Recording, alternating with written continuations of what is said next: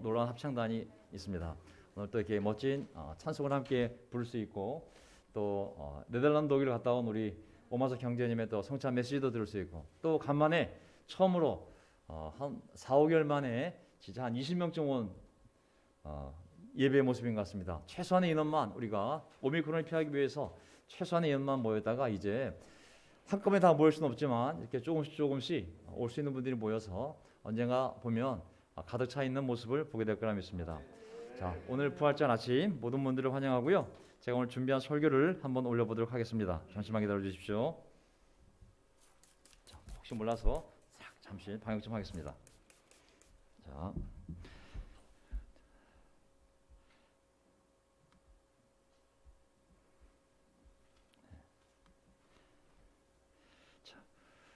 전 세계가 오늘 부활절 예배를 드리고 있습니다. 멋진 사진이죠? 예. 무단으로 갖고 왔습니다. 설교 제목 죽은 사람들 가운데서 살아난 사람답게, 로마서 6장에 나와 있는 본문 말씀인데요. 오늘 설교 제목으로 이 말씀을 나누고 싶었습니다. 죽은 사람들 가운데서 살아난 사람답게. 자, 오늘 설교 주제는 예수님의 부활 그리고 나의 부활이라는 주제를 가지고 하나님의 말씀을 함께 생각해 보겠습니다. 예수님의 부활, 나의 부활. 설교 요점은 세 가지가 있는데요. 먼저는 예수님의 부활과 또 부활과 관련된 예수님의 약속을 한번 살펴볼 거고요. 두 번째는 천국에서 부활된 우리의 몸에 대해서 확신을 가져보려고 그러고요. 세 번째는 이 땅에서 이미 부활된, 세례를 통해 이미 부활된 나의 삶, 죽은 자 가운데서 다시 살아난 삶을 살고 있는 우리의 삶을 한번 살펴보고자 합니다. 첫 번째 포인트, 예수님의 부활과 부활의 약속을 한번 말씀을 통해 보고 싶습니다. 자, 멋진 사진이죠. 정말 부활한 예수님이 새벽에 정말 그 맑은 공기를 마시며 서 있는 모습. 자, 요한복음 11장 25절, 나는 부활이요 생명이니 나를 믿는 자는 죽어도 살겠고 무릇 살아서 나를 믿는 자는 영원히 죽지 아니하리니 네가 이것을 믿느냐. 자, 교회 생활을 보면 그 시작이 세례식에서 시작해서 천국 환송식까지가 우리의 이 땅에서의 영적인 삶인 것 같습니다. 세례식이 있어야 천국 환송식이 있을 수 있거든요. 왜 세례를 주는가 생각해 보면 우리가 부활이 있기 때문에 우리가 세례를 주는 이유입니다. 부활이 없다면 우리의 세례식도 아무 의미가 없는 것 같습니다. 천국 환송식은 아무 의미가 없겠죠. 부활이 있기에 우리는 부활 확신을 가지고 우리는 사람을 구원하기 위하여 세례를 주고, 또 우리 부모님이 신앙생활 가운데 만약에 먼저 가신다면 우리는 이 부활의 소망을 가지고 또 슬픔에 잠기지 않고 희망을 가지고 인생의 어려운 시간도 지나감을 할 수가 있습니다. 예수님이 오시기 전에 부활에 대한 유대인들의 생각을 보게 되면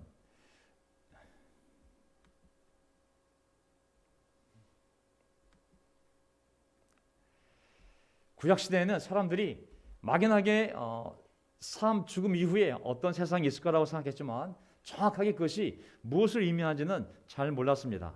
부활에 대한 믿음은 가지고 있었지만 그것이 도대체 어떻게 우리 인생에 주어지는 것인지를 몰랐던 것이거든요.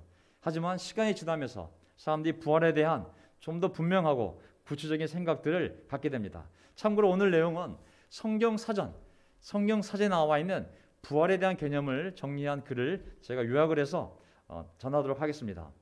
자, 예수님 당시 유대인들은 부활에 대한 일반적인 생각은 가지고 있었지만 주님의 부활뿐만 아니라 좀 어떻게 사람이 부활 이후에 사는지 정확히 이해하지는 못했습니다.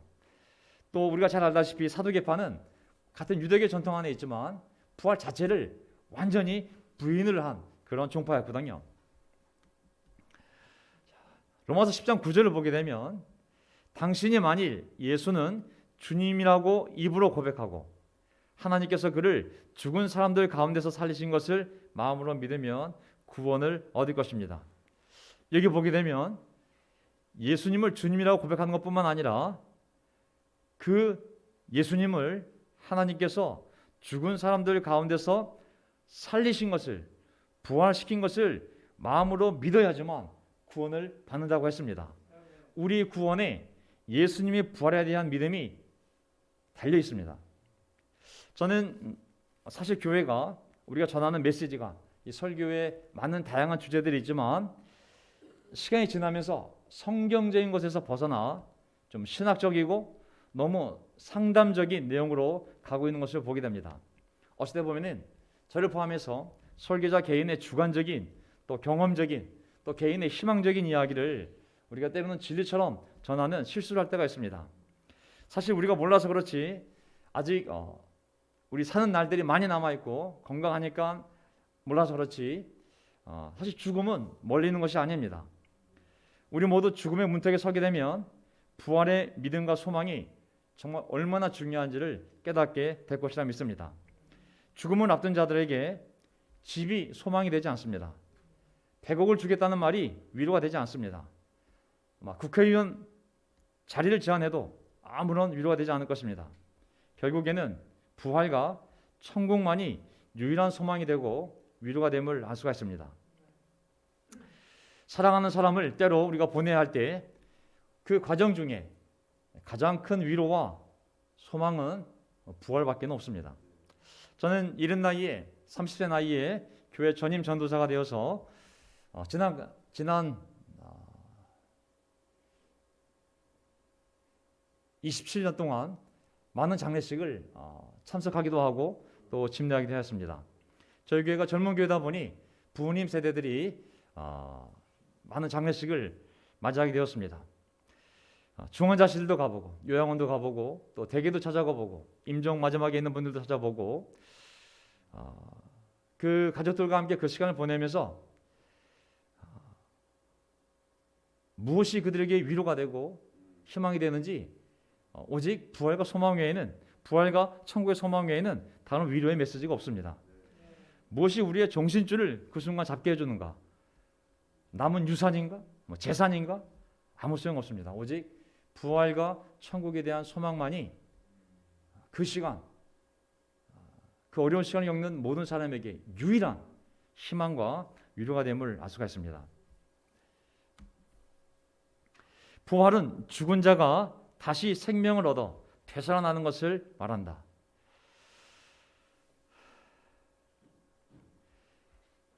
부활이 없다면 우리 세례식도 의미가 없지 않겠습니까? 이 땅에서 교회 멤버가 되어서 잘 살라고 주는 어떤 입교식이 아니라 이제 네가 죄 가운데서 죽었다가 다시 살아났으니 이제 죽은 사람 가운데서 다시 살아난 사람처럼 새 인생을 살라고 우리에게 모든 죽음을 상징하는 세례식을 우리가 받지 않습니까?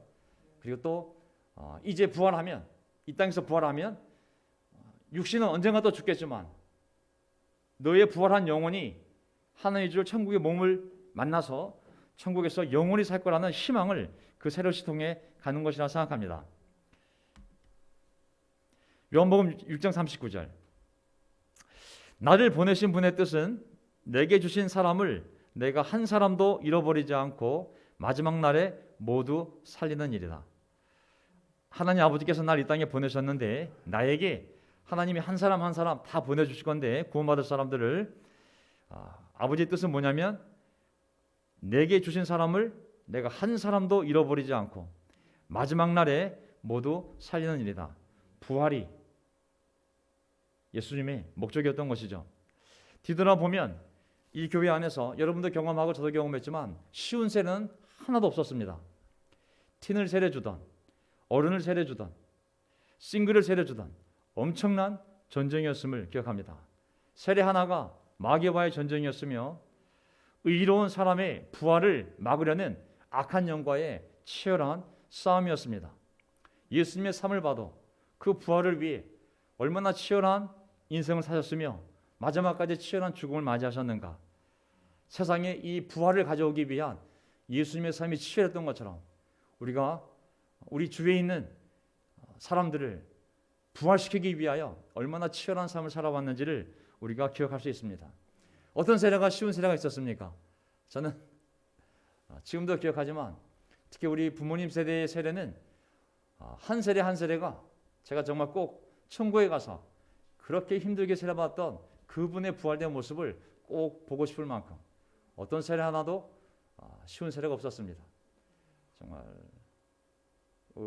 요양원에 있는 우리 부모님 아버님 세대를 보면 월남전도 갔다 오시고 또 6.25 전쟁도 치르시고 굉장히 어려운 시간을 겪으면서 이 성품적으로 성격적으로 트라우마들이 있는 분이 계셔가지고 가정이 결코 원만치가 않았습니다. 극복하신 분들도 많지만 그 동료들의 죽음, 그 어려운 시간을 겪으면서 트라우마들이 남아서 그 분노 이런 부분들이 배우자의 관계라든지 자녀의 관계에 있어서 너무 많은 영향을 주어서 정말 순탄치 않은 가정들이었지만 어떻게 보면 자녀들은 어떻게 쓰든 그 부모를 구원하려는 그런 열망이 있었기 때문에 교회가 최선을 다하여 비록 그분이 요양원에 있든 중환자실에 있든 우리가 리치아웃 할 수만 있다면 가서 하나님 말씀을 가르치고 함께 기도하며 정말 그분이 그 육신을 벗어 부활할 수 있는 소망을 가질 수 있도록 우리가 세례식을 갖게 되었거든요. 그 추운 겨울 정말 요양원에 한 아버님이 계셨는데 이 아버님도 월남전 참전하시고 진짜 어려우신 분이었는데 좀 아내 관계도 다 무너지고 하지만 그 자녀가 간절한 소망으로 그 아버지가 구원받기를 바라서 정말 요양원에 가서 몇 달에 걸쳐 소형 공부를 하고 정말 세례를 받아야 되는데 본인은 그 어려운 가운데 희망을 했지만 그 보호자인 아들이 반대를 했습니다. 주지 못한다고 아버지를. 아들이 간신히 허락을 해줬는데 보호자로서 그 다음에 병원 측에서 저 상태로 물에 들어가면 죽는다고 너희들이 책임질 거냐고 병원이 반대했습니다. 야 본인도 하지만 결국은 그 아들의 믿음과 또 우리들의 믿음을 통해서 좋은 겨울날 화장실에서 비닐로 물을 담아가지고 뜨거운 물을 받아서 정말 세례를 주었던 기억이 납니다. 물론 돌아가셨지만 제가 천국에 가게 되면 그분의 얼굴을 꼭 보고 싶습니다. 한 형제는 어머님이 무당이었습니다. 그 형제가 교회를 떠나긴 했지만 사람이 귀신에 의해서 몸을 쓰게 되면 귀신이 사람 몸에 들어가 무당이 되었던 영매가 되었던 사게 되면 그 귀신이 그 사람 몸을 통해 자기가 원하는 것을 하기 때문에 완전히 그 사람의 몸을 망가뜨립니다. 아주 험하게 그 몸을 귀신은 욕을 채우기 위해서 몸을 쓰기 때문에 몸이 엄청 망가집니다. 그 어머니 나중에 무당을 그만두고 병이란 병은 다 걸려서 정말 죽음 일보 직전에 서영 공부를 하고 정말 세례를 받았습니다. 너무 작은 집에 세례통이 없어서 움직일 수가 없었기 때문에 신장 투숙을 하는 어머니였기 때문에 정말 어떻게 세례를 줄 수 있는 방법이 없었을 때 비닐을 또 가지고 가서 거기에 물을 담아가지고 세례를 주었던 기억이 납니다. 결국은 돌아가셨지만 장례식에도 가보았지만 그 어머님도 제가 한번 꼭 천국에 가게 되면 한때 무당이었지만 그리고 회개하고 고통스러운 육신을 갖고 살았지만 정말 부활의 소망을 가지고 돌아가신 그분의 육신의 이 몸을 입은 그 영혼을 한번 꼭 보고 싶다는 생각이 듭니다. 어떤 세례도 결코 쉬운 세례가 없었습니다. 예수님의 삶을 보십시오. 얼마나 치열한 삶이었는지. 또 우리 교회가 살아온 과정을 보십시오. 그 한 세례를 위하여 그 한 영혼을 부활시키기 위하여 부활의 소망을 갖게 하기 위하여 얼마나 우리가 치열하게 살아왔습니까? 예수님 부활 후에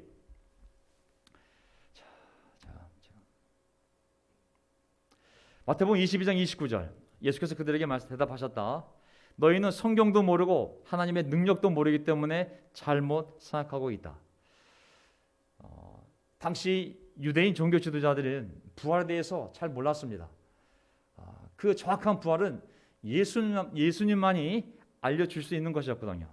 그들이 성경을 연구했지만 그들은 부활에 대해서 잘 모르고 있었습니다. 31절 죽은 사람들의 부활을 두고 말하면서 너희는 아직도 하나님께서 너희에게 하신 말씀을 읽어보지 못하였느냐. 하나님께서는 나는 아브라함의 하나님이요 이삭의 하나님이요 야곱의 하나님이다 하고 말씀하셨다. 하나님은 죽은 사람의 하나님이 아니라 살아있는 사람의 하나님이시다. 출애굽기 3장을 보게 되면 예수님이 이 말씀하시기 전에 이 모세 때 약 1400년 전에 모세가 시내 광야에서 하나님을 만났을 때 하나님 뭐라고 했냐면 누구십니까? 했을 때 나는 아브라함의 하나님, 이삭의 하나님, 야곱의 하나님이다 말씀하셨을 때 그 출애굽 당시 전에 예수 오시기 1400년 전에 이 일이 벌어졌을 때 하나님께서 나는 아브라함, 이삭, 야곱의 하나님이라고 했을 때 그 당시에 이미 아브라함, 이삭, 야곱은 죽은 자예요. 육신은 죽은 자였거든요. 수백 년 전에 이미 죽은 자들이었지만 하지만 하나님은 그렇게 말씀하실 때는 아브라함, 이삭, 야곱이 살아있기 때문에 아브라함, 이삭, 야곱의 하나님이라고 말씀하신 거라고. 하나님은 죽은 자의 하나님이 아니라 살아있는 사람의 하나님이라고. 저는 이 부활에 대한 정확한 지식은 예수님이 이 땅에 오셔서 그 부활에 대해서 예언하시고 약속하시고 그분 사후에 성령님이 내려오셔서 그리고 사도들을 통하여 이 부활의 의미를 잘 설명해 주었기 때문에 지금 우리는 정확하게 부활을 잘 이해하고 있습니다. 예수 그리스도의 부활은 첫째, 역사적으로 또 육체적으로 실제로 있었던 아주 객관적이고 부인할 수 없는 사실입니다. 우리의 부활 이전에 예수님의 부활을 우리가 분명히 확신해야 우리도 똑같은 부활을 할 거라는 그런 확신을 갖게 되는 거거든요. 예수님의 부활은 역사적으로 그리고 육체적으로 실제했던 아주 객관적이고 부인할 수 없는 사실이라는 것이죠. 로마서 1장 3절에서 4절 볼까요? 자, 이 예수님에 대해서 어떻게 설명하고 있냐면 이 아들은 육신에 따라서 다윗의 후손으로 태어나셨으며 그분은 한 인간이었다고. 분명히 100% 인간이었다고. 4절 거룩한 영에 따라서 죽은 사람들 가운데서 부활하심으로 능력으로 하나님의 아들로 확정되신 분이십니다. 하지만 또 영적으로 보면 그분은 100% 하나님이셨다고. 100% 인간이었기 때문에 다윗의 후손으로 마리아의 몸에서 태어났지만 그래서 십자가 달려 죽으셨지만 다시 부활하심으로 말미암아 100% 하나님임을 그의 능력으로 확정하신 분이라고. 그는 곧 우리의 주님이신 예수 그리스도이십니다. 시편 16절을 보게 되면 시편 16절에 예수님 오시기 1000년 전에 이미 다윗의 입을 통하여 메시아가 이런 고난을 당하며 죽었다가 부활할 것을 미리 예언한 시편이 있습니다. 그게 바로 시편 16편 10절 11절입니다. 여호와께서 나를 보호하셔서 죽음의 세력이 나의 생명을 삼키지 못하게 하실 것이며 주님의 거룩한 자를 죽음의 세계에 버리지 않으실 것이기 때문입니다.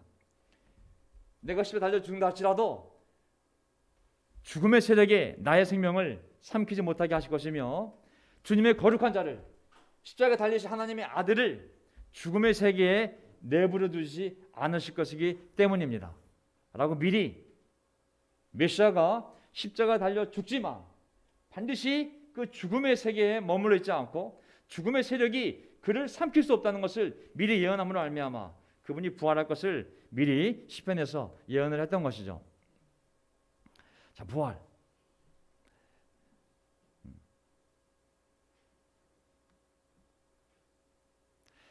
사도들에 의해 전파된 것이자 서신들의 핵심을 이룬 내용은 바로 초대교회는 부활이었습니다. 부활이 부활절에만 선포되는 메시지가 아니라 모든 사도들은 어디 가서 설교하든지 간에 바로 하나님의 아들 예수 그리스도가 부활하심으로 말미암아 모든 사람에게 믿을 수밖에 없는 증거를 하나님이 주셨다고. 그 부활하신 그분을 심판의 주인으로 삼아서 하나님이 정해진 날에 세상 모든 사람을 심판할 것이니 너희는 빨리 하나님이 주신 그 증거 부활을 받아들여서 부활하신 그 예수를 너의 구세주로 받아들여서 그분의 말씀대로 살라는 것이 모든 사도들의 설교의 핵심 메시지였습니다. 베드로전서 1장 3절을 보게 되면 우리 주 예수 그리스도의 하나님 아버지께 찬양을 드립시다. 하나님께서는 그 크신 자비로 우리를 새로 태어나게 하셨습니다. 그리하여 그는 죽은 사람들 가운데서 예수 그리스도가 부활하심을 말미암아 우리로 하여금 산 소망을 갖게 해주셨으며 그리고 썩지 않을 영원한 유산을 하늘나라에 간직하게 하셨다고 말씀하시는 거거든요. 자, 죽은 사람들 가운데서 예수 그리스도가 부활하심으로 말미암아 우리로 하여금 산 소망을 갖게 해주셨으며, 모든 사도들의 설교의 핵심은 예수님의 부활과 그 부활로 인하여 우리가 어떠한 유산, 어떠한 소망을 가지고 이 땅에서 살아가고 있는지를 사람들에게 항상 잊지 않도록 기억하게 하는 설교가 바로 모든 사도들의 설교였습니다. 천국에서 부활될 나의 몸, 이제 우리도 세례식을 통해 모든 죄를 용서함 받고 이제 성령님을 담보로 해서 설사 우리 육신이 이 땅에서 잠시 접혀진다 할지라도 천국에서 영원히 살 몸을 입고 살 그 소망을 다 갖고 있지 않습니까? 네. 부활은 그리스도 자신의 약속이다. 예수님이 분명히 부활하셨기 때문에 이제 그분의 부활과 똑같은 부활을 우리가 할 것이라는 것을 예수님이 직접 우리에게 친히 말씀하시거든요. 예수님의 가르침의 핵심은 뭐냐면 내가 부활할 것이고 너희도 부활할 거라는 거. 그게 분명한 예수님의 약속이고 예언이었습니다.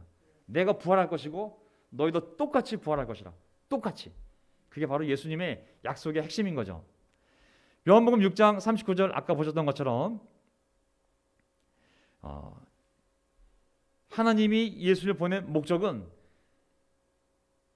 하나님이 자기 아들에게 보낼 모든 사람을 그 아들이 한 명도 잃어버리지 않고 마지막 날에 모두 살리는 일이었습니다. 아들을 보고 그를 믿는 사람은 누구든지 영생을 얻게 하시는 것이 내 아버지의 뜻이다. 나는 마지막 날에 그들을 살릴 것이다. 예수의 메시지는 분명했습니다. 하나님의 뜻인데 하나님의 뜻은 자기 아들에게 준 그 모든 영혼들을 그 아들을 말미암아 다시 부활시켜 영원한 생명을 살게 하는 것이 아버지의 뜻이요 예수님이 이 땅에 오신 목적이라고 말씀하신 거거든요. 그러니 부활이 없는 세례, 부활이 없는 신앙, 부활이 없는 소망 모두 위험한 것들이죠. 부활의 소망이 없는 교회도 위험한 교회가 될 수 있습니다. 왜냐하면 이 땅에서 잘 먹고 잘 살고 잘 교육시키고 잘 놀고 그것이 교회가 할 수 있는 일이라면 그것은 교회만이 할 수 있는 일이 아니라 세상의 상담학자들도 할 수 있는 일들이거든요. 오직 교회만이 부활을 알려주고 그리고 부활해야 함을 그리고 부활할 수 있음을 선포하는 것이 바로 유일한 교회인 줄 믿습니다. 아멘. 우리 삶의 이 부활을 항상 생각을 해야 됩니다. 부활의 보증은 그분의 부활의 보증은 우리 부활의 보증인 것이죠. 그분의 부활은 우리 부활의 보증이다. 로마서 6장 5절을 보게 되면 그리스도의 죽으심으로 우리도 함께 죽었다면 그분의 부활하심과 함께 우리도 틀림없이 부활하게 될 것입니다. 그리스도의 죽으심으로 우리도 함께 죽었다면 그분의 부활하심과 함께 우리도 틀림없이 부활하게 될 것입니다. 우리의 부활이 예수 그리스도와 연합된 부활이 되기 위해서는 우리의 죽음이 예수 그리스도와 연합된 죽음이 되어야 되는 거거든요. 연합되다는 단어가 함께 심겨지다, 함께 성장하다, 연합되다 다 같은 표현인데 예수님과 함께 우리가 십자가에서 온전히 죽어야지만 예수님이 부활한 것처럼 우리도 온전히 부활할 수 있음을 말하는 거거든요. 그러니까 부활은 어디서 오냐면 예수님과 연합된 부활을 할 텐데 그 전제 조건은 뭐냐면 예수님의 죽으심과 연합하는 죽음을 우리가 해야지만 예수님과 연합된 부활을 우리가 하게 될 거라는 거거든요. 틀림없이. 그러려면 우리 각자가 예수님이 십자가에서 죽었던 것처럼 우리가 세상에 대하여 죄에 대하여 십자가에서 온전히 죽어야 하는 것입니다. 아멘. 그 세례식의 의미가 죽음을 의미하는 거잖아요. 예수님과 함께 십자가에 달려 죽는 의식이 바로 세례식인데 그 물에 대한 믿음이 아니라 그 우리 믿음에 대한 우리 믿음과 태도에 대한 것이거든요. 그러한 온전한 예수님이 완전히 죽은 것처럼 우리가 우리 죄에 대하여 세상 꿈에 대하여 그렇게 죽었을 때만이 예수님처럼 우리도 또한 새로운 몸을 입고 부활하게 될 것을 성경은 말씀하고 있는 것이죠. 자, 로마서 8장 11절 예수를 죽은 사람들 가운데서 살리신 분의 영이 여러분 안에 살아계시면 그리스도를 죽은 사람들 가운데서 살리신 분께서 여러분 안에 계신 자신의 영으로 여러분의 죽을 몸도 살리실 것입니다. 아멘. 우리 몸이 죽겠지만 우리 안에 한 영이 있는데 그 영은 예수님의 영이 하나님의 영이 예수님을 살리셨는데 그 영 똑같은 영이 우리 안에 있다면 우리 죽을 몸도 예수님을 살렸던 것처럼 우리 죽을 몸도 똑같이 우리 몸을 살릴 거라고 말씀하시는 거거든요. 우리 모두 성령을 받았습니까? 안 받았습니까? 저는 세례 받을 때 분명히 하나님의 약속, 회개하고 예수 그리스도의 이름으로 세례 받아 그리하면 죄사함을 받고 성령을 선물로 받을 거라 말씀하셨거든요.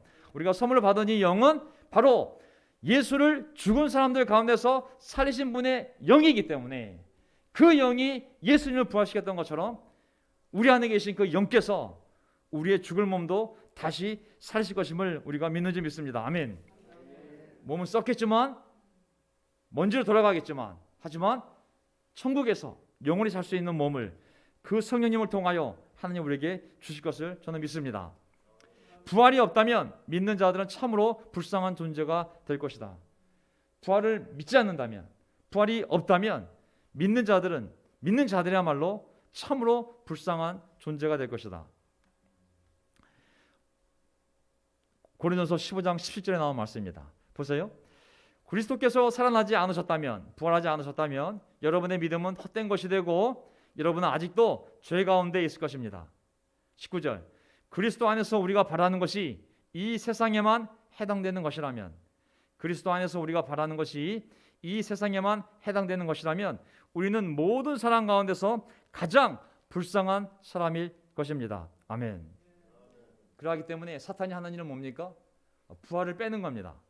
우리의 삶에서 이 부활을 믿지 않도록 또 부활을 소망하지 않도록 이 부활을 빼게 되면 어느 순간 우리가 우리 신앙을 바라보면서 우리 삶을 보면서 야, 내가 제일 불쌍한 사람이구나. 남들은 말이야 이렇게 해서 이렇게 다 누리고 있는데 예수 믿는다고 젊은 시간을 하나님께 바쳤더니 내게 남은 게 뭐지? 마귀는 예수님 부활 이후에 그가 큰 실수를 한 걸 알고 이 부활이 전해지지 않도록 모든 사람의 마음에서 이 부활을 지울 수 있도록 역사하는 영이 바로 마귀입니다. 믿는 자들이 이 부활에 대한 소망을 잃게 되면 어느 순간 자기가 살아온 신앙을 보면서 내가 제일 비참한 사람이군. 예수 믿어서 내가 얻은 게 뭐야? 집이 세 채가 됐어. 애들이 서울 데려갔어. 아니 내가 남들보다 3배로 건강해. 우리는 모든 사람 가운데서 가장 불쌍한 사람처럼 자신을 생각하게 될 겁니다.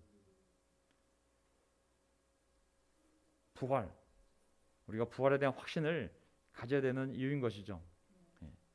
이 땅에서 부활된 나의 삶, 마지막 포인트입니다. 이 땅에서 부활된 나의 삶, 이 부활이 그냥 내가 죽으면 내가 영원히 살 수 있는 몸을 얻는구나, 내 몸이 부활하는구나, 그 소망만이 진짜 부활의 의미가 아니라 이미 내가 이 땅에서 부활된 인생을 살고 있음을 우리가 잘 이해해야 됩니다. 아멘. 이게 세 번째가 저의 결론입니다. 자, 누가복음 17장 11절. 예수께서 예루살렘으로 가시는 길에 사마리아와 갈릴리 사이로 지나가시게 되었다. 예수께서 어떤 마을에 들어가시다가 나병 환자 10사람을 만났다. 나병 환자. 그들은 멀찍이 멈추어 서서 소리를 높여 말하였다. 예수 선생님, 우리를 불쌍히 여겨 주십시오. 당시에 나병 환자들은 이미 죽은 자들 아니겠습니까? 이미 사회적으로 죽은 자들이고 인격적으로도 죽은 자들이었습니다. 그들에게 삶의 희망이란 존재하지 않았던 것이죠. 살아있으나 죽은 자인 거죠. 워킹 데드, 걸어다니는 시체들인 거죠. 좀비입니다. 좀비. 그들은 마을 공동체에서 그리고 가족에게서 격리되어 아무 소망 없이 그냥 육체가 썩어 들어가는 것을 지켜보면서 손가락 하나 떨어지고 발가락 하나 떨어지고 얼굴이 문드러지고 약도 없고 의사도 없고 희망도 없는 상태로 살아있으나 이미 죽은 자들, 그들도 그렇게 생각하고 사람들도 그렇게 생각하기 때문에 공동체에서 못 들어오게 부정한 사람으로, 하나님의 저주를 받은 사람으로 마을 바깥으로, 성 바깥으로 다 쫓아낸 사람들이었습니다. 고통이 친구인 사람들, 계속 이어질 무한한 고통과 죽음만이 그들을 기다리고 있었던 것이죠. 그러나 어느 날 평생에 한번 올까 말까 한 올 수도 없는 엄청난 기적이 발생했는데 그것은 바로 하나님이 자기 앞을 지나가는 일이었습니다. 하나님이 자기 앞을 지나가는 일이었습니다. 그들이 찾아간 것도 아니고 그 하나님이 스스로 어디를 가시기 위하여 자기 앞을 지나가는 일이, 그 기적이 벌어진 것이죠. 이 10명의 나병 환자들은 절대로 그 기회를 놓치지 않았습니다. 죽어라 소리를 질렀던 것이죠. 거의 짐승처럼 울부짖지 않았을까 싶습니다. 아마 이 10명의 나병 환자들이 평생에 한 번 올 수 있는 그 하나님 앞을 하나님께 호소할 수 있는 기회가 왔을 때 저는 아마 짐승처럼 울부짖으며 그 평생에 한 번 올 수 있는 기회를 잡기 위하여 예수님 우리를 불쌍히 여겨주십시오. 아마 울부짖었을 거라는 생각이 듭니다.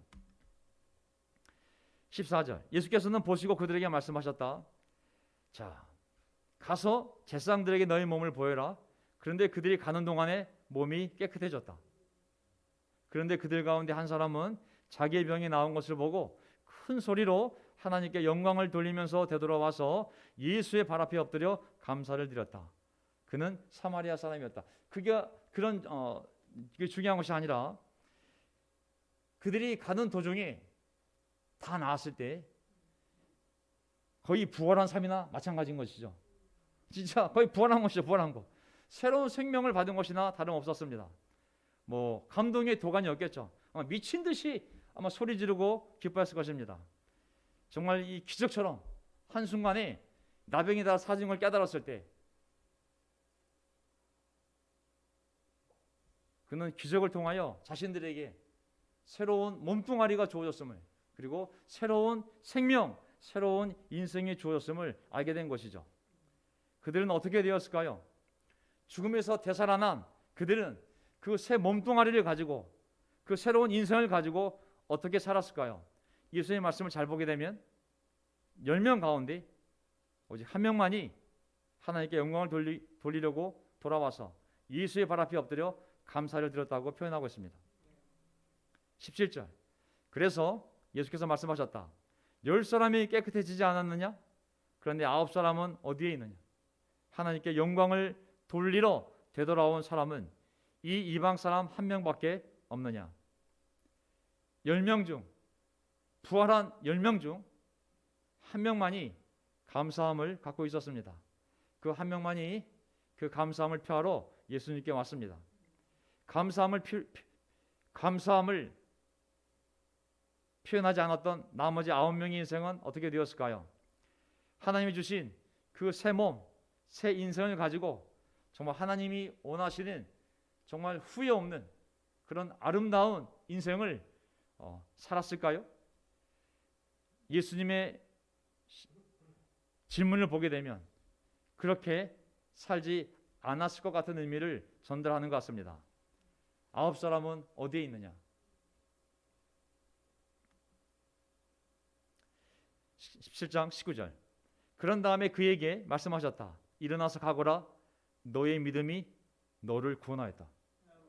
그렇지 않습니까? 우와, 나병이 나은 게 구원이 아니었어요. 그게 진짜가 아니었어. 진짜는 뒤에 있어요. 뒤에 일어나서 가거라. 너의 믿음이 너를 구원하였다. 우와, 9명은 나병이 났을 때 완전히 새 인생이 시작된 줄 알고 그냥 세상으로 달려갔는데 돌아온 한 명에게 너 나에게 왔구나. 너의 믿음이 너를 구원하였다. 진짜 구원이 남아있는 거예요. 진짜 구원이. 소경의 눈을 뜨는 것, 나병 환자가 완쾌되는 것, 중풍병자가 일어나는 것, 정말 놀라운 하나님의 선물이요 기적이었죠. 하지만 진짜 큰 선물이 남아있었는데 그것이 바로 참된 구원, 부활인 거거든요. 세상으로 돌아간 9명은 죄 가운데 살다가 죽어서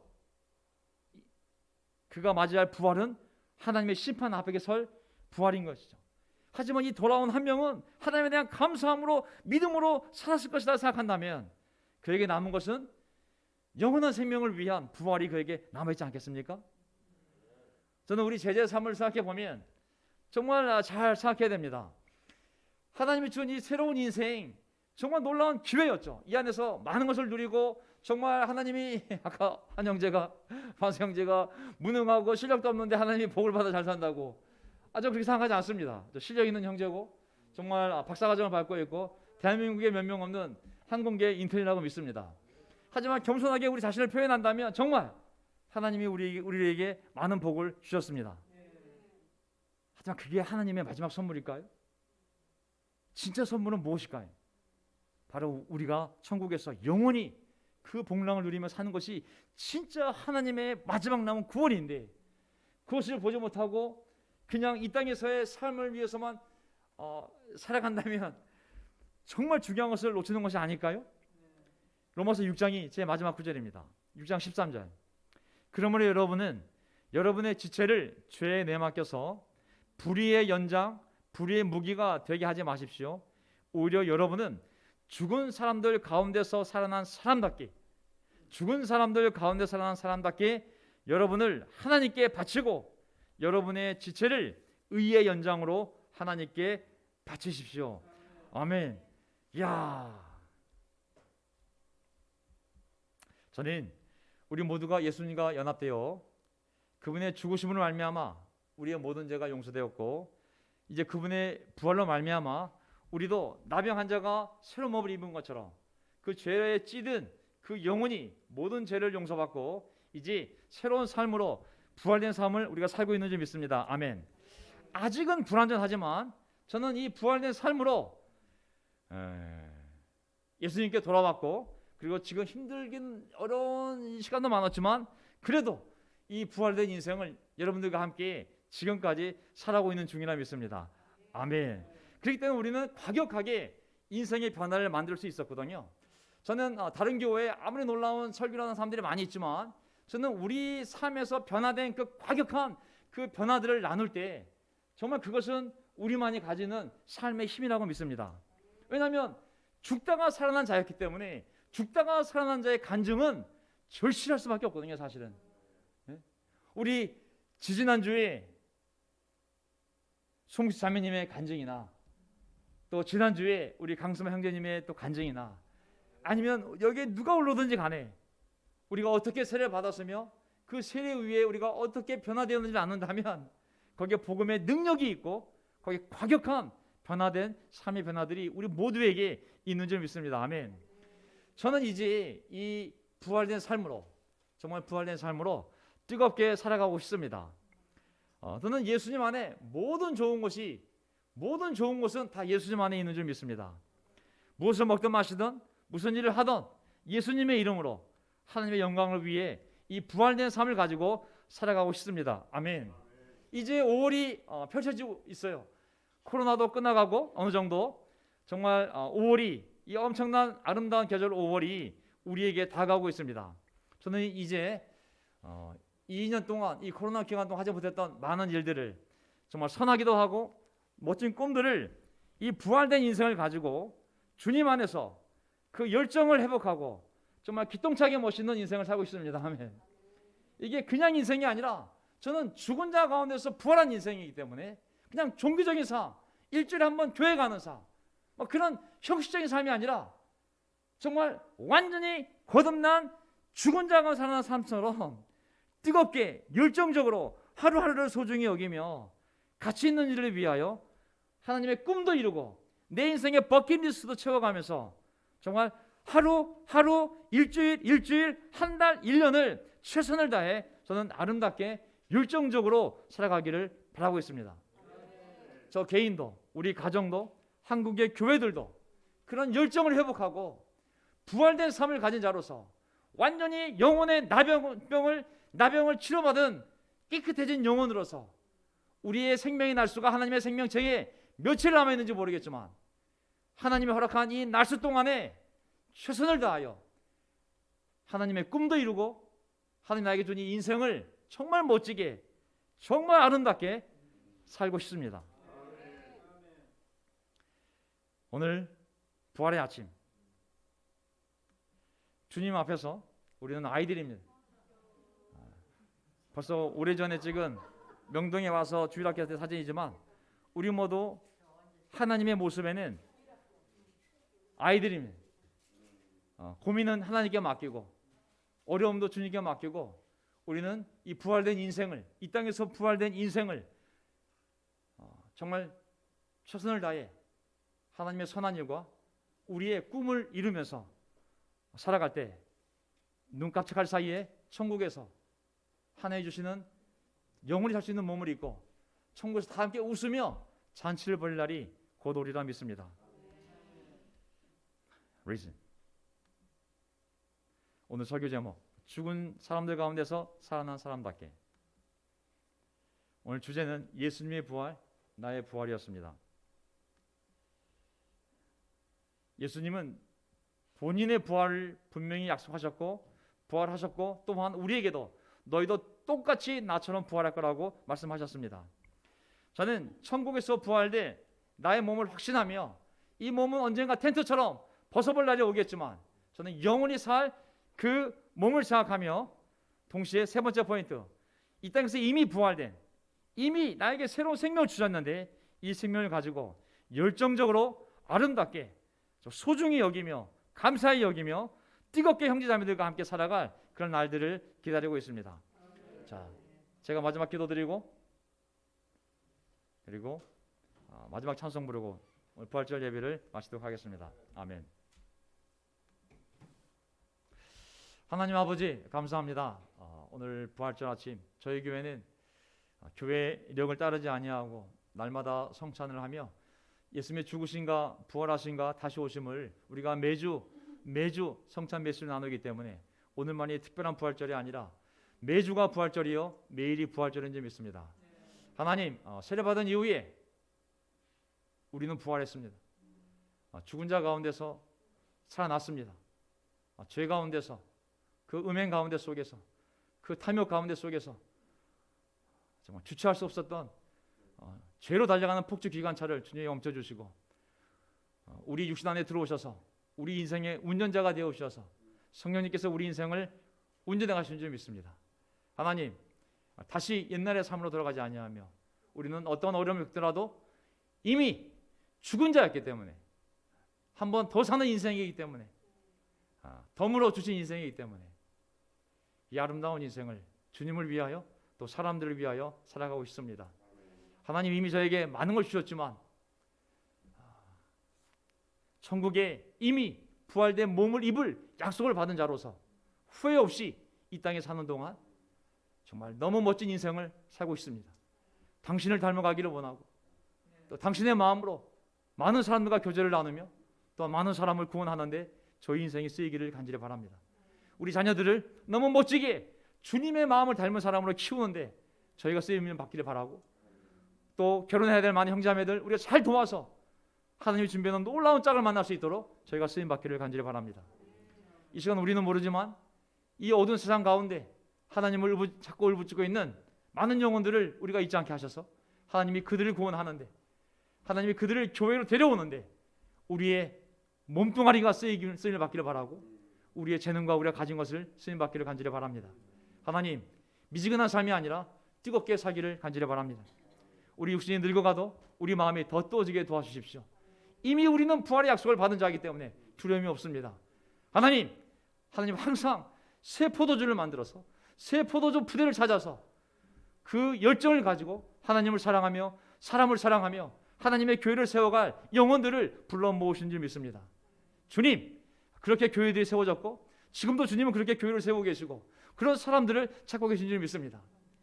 종교적인 삶이 아니라, 예배에 오고 가는 그러한 삶이 아니라 하나님의 자녀로 생각하며 서로를 깊이 사랑하며 그 아픔을 공유하며 공감하며 이 길을 걸어갈 수 있는 하나님의 참된 가족을 우리가 세워가고 싶습니다. 다시 이 교회를 허무시고 다시 세우시기를 부탁드립니다. 우리 안에 죄가 묻어 있다면, 죄가 분리되지 않는다면 다 무너뜨리고 하나님께서 다시 새 포도주를 새 가족 부대에 담는 것처럼 다시 이 교회를 세워가 주시기를 간절히 바랍니다. 어떤 모양으로 쓰임을 받든지 간에 하나님의 쓰임을 받는 저희들의 인생이 되기를 바라고, 새로운 가정, 새로운 인생, 그리고 새로운 교회, 부활된 인생으로서, 부활된 신도로서 뜨겁게 살아갈 수 있도록 2022년도 하나님 하시는 모든 일들을 하게 하시고 저희는 그 일에 순종하여 하나님의 영광을 볼 수 있는 새로운 해가 되기를 간절히 바라오며 우리의 발걸음을 인도하여 주시옵소서. 우리의 주님이신 예수 그리스도의 이름으로 기도합나이다. 아멘.